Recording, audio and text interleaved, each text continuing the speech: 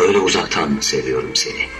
Yanaklarına sızan 2 damla yaşını silmeden, en çılgın kahkahalarına ortak olmadan, en sevdiğin şarkıyı beraber mırıldanmadan.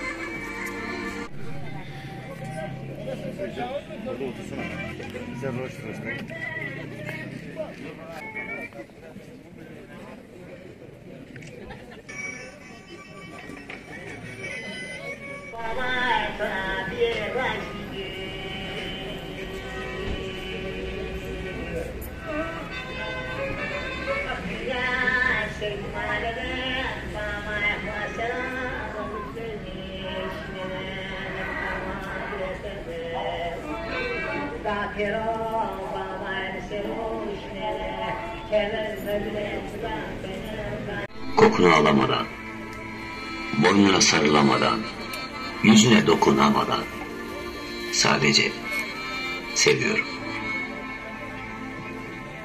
Öyle uzaktan seviyorum seni. Elini tutmadan, yüreğine dokunmadan, gözlerinde dalıp dalıp gitmeden, şu 3 günlük sevdalara inat, serserice değil, adam gibi seviyorum.